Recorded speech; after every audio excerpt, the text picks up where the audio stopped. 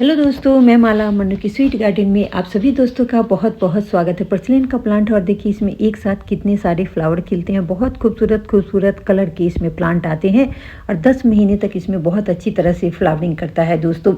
2 महीने ये डोरमेंसी में चले जाते हैं। जब बहुत ज़्यादा ठंड होता है, धूप की रोशनी बिल्कुल भी नहीं लगता है, तो इस प्लांट में फ्लावर नहीं खिलता है। लेकिन जब भी इसमें थोड़ा सा भी सनलाइट होता है और आपके पास ये प्लांट होता है तो उसमें 1-2 फ्लावर तो खिल ही जाता है दोस्तों। तो ये डोरमेंसी में जब चले जाते हैं तो इस प्लांट को किस तरह से सेव करना है और किस तरह से इस प्लांट का हम यूज करेंगे, हमारे गार्डन में ही ये प्लांट रह जाए और इससे बहुत सारे प्लांट हमारे गार्डन में 2 महीने के बाद और सारा प्लांट हमारे गार्डन में हो जाए। इस प्लांट को यदि आप लगा लेते हैं तो ये ऐसा थुतुर प्लांट है कि ये आपके गार्डन से कभी भी नहीं जाने वाला है दोस्तों। इसके सीड आपके मिट्टी में चले जाते हैं और खुद भी ये प्लांट हो जाते हैं। तो इस तरह के प्लांट तो आपको अपने गार्डन में लगाना चाहिए जो हमेशा फूलों से आपका गार्डन भरा रहे।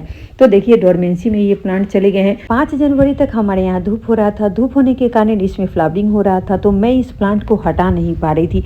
और मेरी ऐसी नेचर है कि जिस भी प्लांट में फ्लावरिंग होता रहता है उस प्लांट को मैं हटा नहीं पाती हूँ। अभी भी आप देख रहे होंगे इसमें 2-4 फ्लावर खिले हुए हैं। लेकिन विंटर के बहुत सारे मैं प्लांट नर्सरी से खरीद करके लाई हूँ और मेरे यहाँ नर्सरी से विंटर के प्लांट भी थोड़े लेट ही आते हैं। तो देखिए ये प्लांट अब डोरमेंसी में जा रहे हैं। तो मैं ये वीडियो 5 जनवरी से पहले बनाई थी दोस्तों। 4 जनवरी का ये वीडियो है। तो देखिए उस दिन थोड़ा सा धूप था और मैं धूप में ही ये वीडियो बनाई हूँ दोस्तों। तो इसे अब मैं इस प्लांट को इस पॉट से खाली कर रही हूँ। तो इस प्लांट से देखिए जो आगे में फ्लावर खिलते हैं उसी में इसमें बहुत सारे सीड भी बनते हैं। तो मैं सीड को कलेक्ट की हूँ, इस आगे वाले को झाड़ दी हूँ और उसे झाड़ने के बाद जो भी सीड निकला है उसे मैं पेपर में रख लूँगी और पेपर में इसे रैप करके रख लूँगी। और जब लास्ट मार्च में मैं इसे अपने पॉट में डाल दूँगी तो बहुत सारा प्लांट हमारे पॉट में खुद से रेडी हो जाएंगे। वैसे भी पॉट में बहुत सारे इसके सीड खुद से झड़ करके उसमें कलेक्ट हो गए हैं। तो मैं मिट्टी जब तक चेंज नहीं करूँगी इसमें खुद से भी सीजन आते ही बहुत सारे छोटे छोटे प्लांट खुद हो जाएंगे दोस्तों। जब तक आप इसकी मिट्टी को पूरी तरह पॉट की मिट्टी को चेंज नहीं करेंगे तब तक ये प्लांट आपके गार्डन में रहेगा। ये ऐसा थुथुर प्लांट है, आप एक बार इसे ले आएंगे तो आपके गार्डन में खुद ही से बहुत सारे पॉट में हो जाते हैं। हवा के माध्यम से इसके सीड उड़ करके दूसरे पॉट में चले जाएंगे और बहुत सारे प्लांट हो जाते हैं दोस्तों।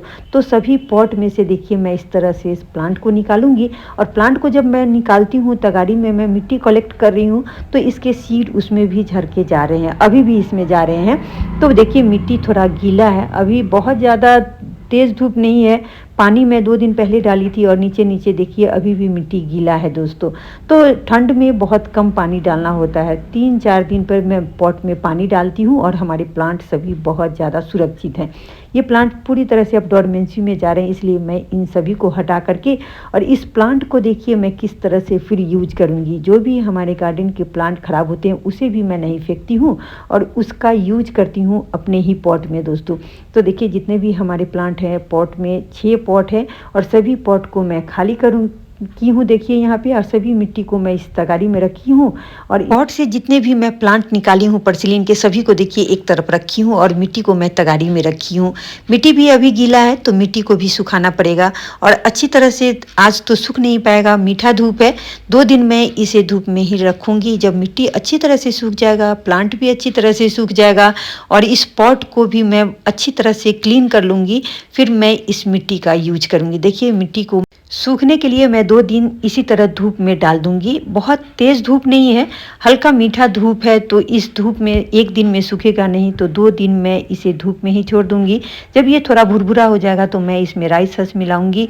राइस हस अभी मेरे पास कम है इसलिए मैं लकड़ी का चूरन मंगाई हूँ तो लकड़ी का चूरन मिलाऊंगी, किचन वेस्ट कंपोस्ट मिलाऊंगी, साफ फंगीसाइड मिलाऊंगी और इस मिट्टी को और भी मैं वेल ड्रेन मिट्टी बनाऊंगी दोस्तों। ये वेल ड्रेन मिट्टी है लेकिन इसे और भी मैं हल्का बनाऊंगी। लगाऊंगी। तो देखिए जितने भी मैं पॉट खाली की हूँ, 6 पॉट है हैंगिंग पॉट, इन सभी को मैं अच्छी तरह से क्लीन करूँगी। इसमें नीचे में काई लग गया है, तो इसे अच्छी तरह से साफ़ कर देने से मिट्टी में फंगस नहीं लगेगा।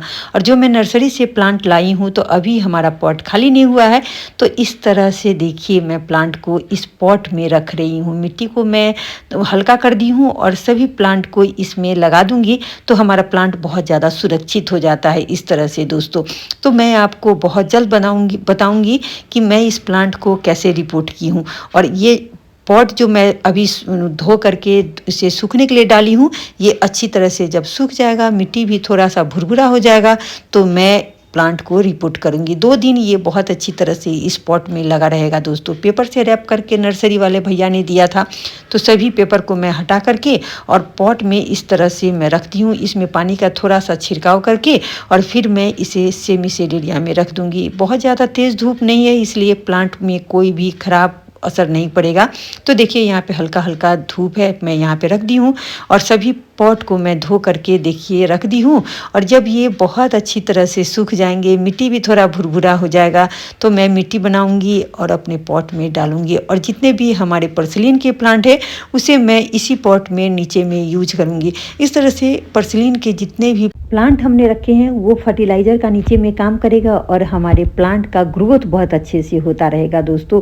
और सीजन में बहुत सारे छोटे छोटे प्लांट भी इसमें सीड से आ जाएंगी, जो मिट्टी में सीड चले गए हैं, तो इस तरह से सभी सूख जाएंगे। उसके बाद मैं जो नर्सरी से प्लांट लाई हूँ उसे रिपोर्ट करूँगी, तो बहुत जल्द मैं वीडियो शेयर करूँगी। कैसा लगा? अच्छा लगा तो लाइक, कमेंट, सब्सक्राइब और अपना प्यार इसी तरह मुझे देते रहें। Bye bye, take care, happy gardening.